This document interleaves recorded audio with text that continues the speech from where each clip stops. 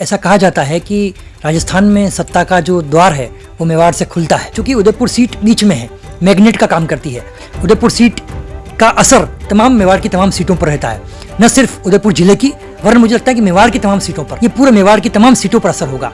कि गुलाबचंद कटारिया नेता प्रतिपक्ष भी थे और उनका असर भारतीय जनता पार्टी में और उदयपुर मेवाड़ की तमाम सीटों पर हमेशा बना रहता था। बीजेपी के गुलाब जी के टाइम से जो बीजेपी की स्थिति थी, उनका एक छत्र राज था पूरे 28 सीटों के ऊपर, मगर अब जो एक पकड़ वाला जो उम्मीदवार है वो अब नहीं रहा इन 28 सीटों को करने वाला।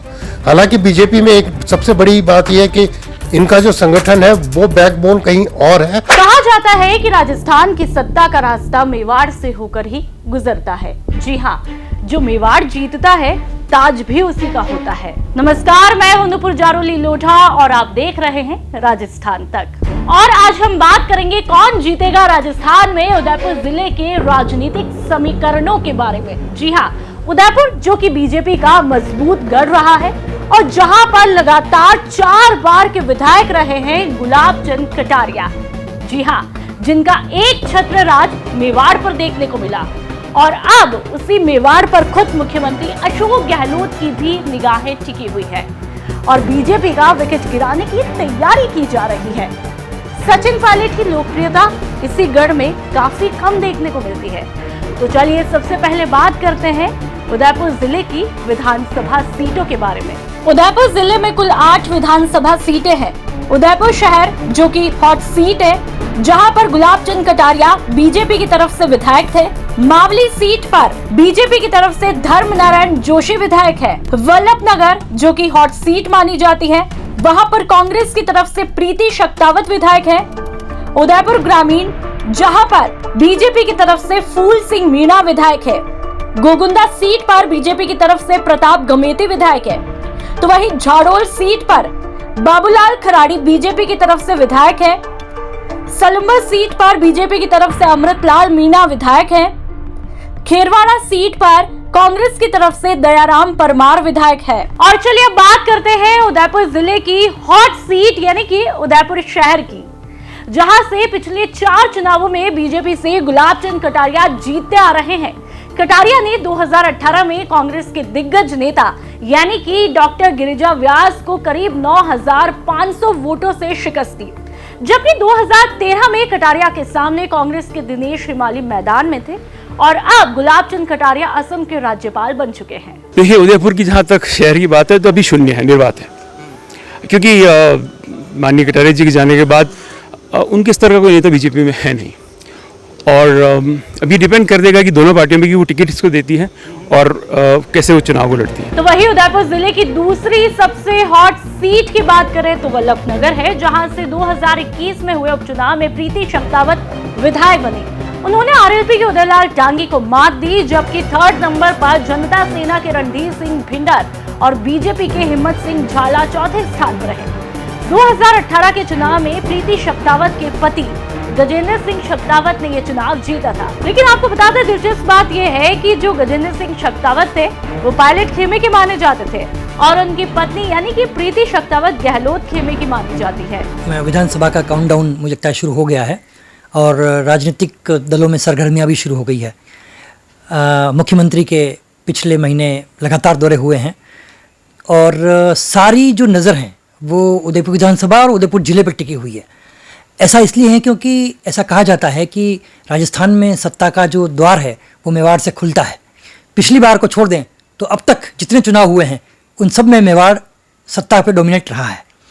इसलिए यहाँ उदयपुर जो जिला है और उदयपुर सीट है, उसने अपने लेवल पर अपने क्षेत्र में और मतदाताओं का जो रुख है उसको नियमित तौर पर विधानसभा तक पहुँचाया है और उसी पर सब पार्टियों की नज़र भी हैं और सभी नेता चाहते हैं कि इन सब सीटों पर अपना दबदबा है। सबसे महत्वपूर्ण बात यह है कि गुलाबचंद कटारिया के असम जाने के बाद में सीट खाली हो गई है। उनकी सीट खाली होने से असर क्या हुआ है कि सिर्फ उदयपुर सीट पर असर नहीं है, ये पूरे मेवाड़ की तमाम सीटों पर असर होगा। कि गुलाबचंद कटारिया नेता प्रतिपक्ष भी थे और उनका असर भारतीय जनता पार्टी में और उदयपुर मेवाड़ की तमाम सीटों पर हमेशा बना रहता था। अब क्या हो रहा है कि सीट खाली होने के बाद में भारतीय जनता पार्टी में भी वे तमाम लोग जो सेकंड थर्ड लेवल पर थे, वो सब आप चाहते हैं कि उनकी जगह ले ली जाए। तो ऐसे में कई लोग आ गए हैं, और वो लोग भी आ गए हैं जो कहीं ना कहीं गुलाबचंद कटारिया के रहते अपना नेतृत्व नहीं दिखा पाए थे या कहीं दब छिप गए थे।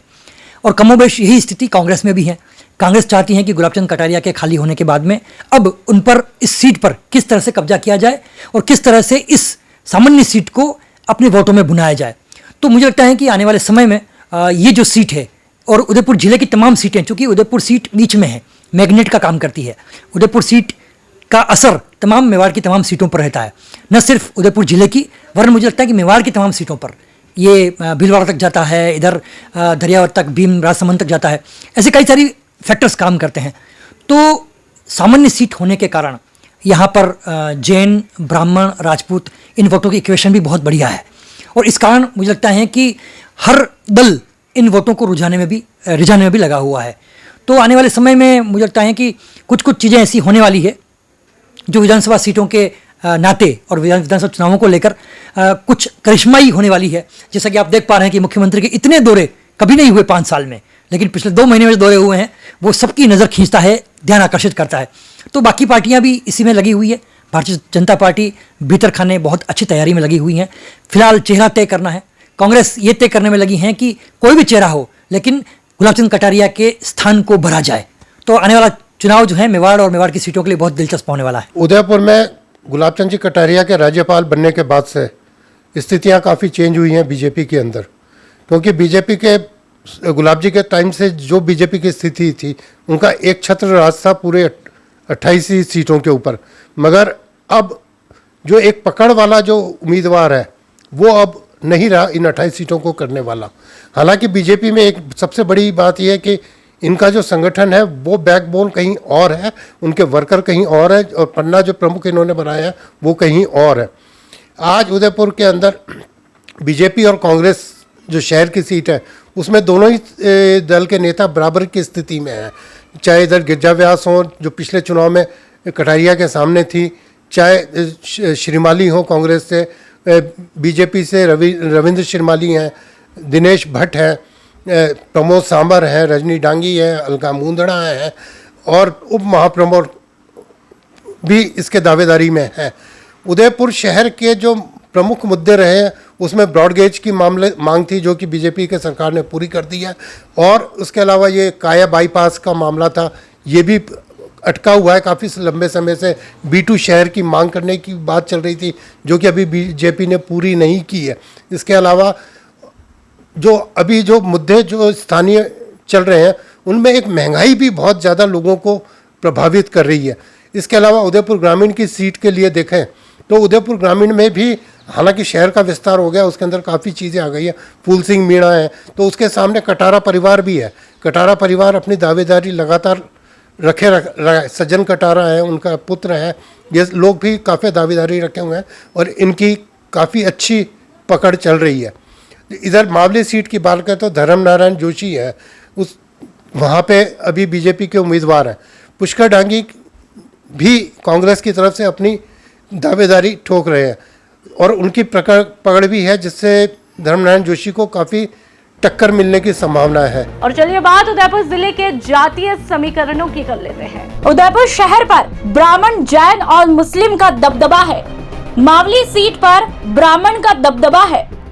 वल्लभनगर हॉट सीट पर राजपूतों का दबदबा देखने को मिलता है। उदयपुर ग्रामीण, गोगुंदा, झाड़ोल, सलुम्बर, खेरवाड़ा पर आदिवासियों का दबदबा है। कटारिया जी के जाने के बाद में कांग्रेस को थोड़ा एज मिला है। मुख्यमंत्री जी के लगातार दौरे हो रहे हैं जो कहीं ना कहीं बीजेपी को एक तरह से परेशान कर रहे हैं। फाइट नहीं कर पाएगी ढंग से, मतलब क्योंकि गुलाबचंद कटारिया ने 1-2 गोपनीय बैठक करी हैं, लेकिन अब वो एक संवैधानिक पद पे हैं, तो मुझे नहीं लगता जितना पहला उनका चुनाव में दखल होता इस बार देख पाएगा। सीपी जोशी को भली प्रदेश अध्यक्ष बनाया, लेकिन उनके पास पूरे प्रदेश की जिम्मेदारी है। तो मेवाड़ में अभी कोई बीजेपी का एक तरह से कहते हैं, मेवाड़ी में कहावत है क्या प्रीति शक्तावत, क्या लगता है? प्रीति शक्तावत मेवाड़ में का तो नहीं, उदयपुर का पावर सेंटर बनी जिस तरह। अब आपको बता देते हैं कि उदयपुर जिले के क्या कुछ मुद्दे हैं। उदयपुर में आयड़ नदी का विकास, B2 सिटी का दर्जा, हाईकोर्ट बेंच की मांग, झील विकास प्राधिकरण का मुख्यालय बनाने, देवास 3rd और 4th परियोजना को आगे बढ़ाने, टूरिज्म पर अधिक फोकस और स्मार्ट सिटी के कामकाज बड़े मुद्दे हैं। अब मरुधरा के 2023 के कुरुक्षेत्र में देखना बड़ा दिलचस्प होगा कि बीजेपी का ये गढ़ ढहेगा या फिर गहलोत का जादू बेअसर होगा।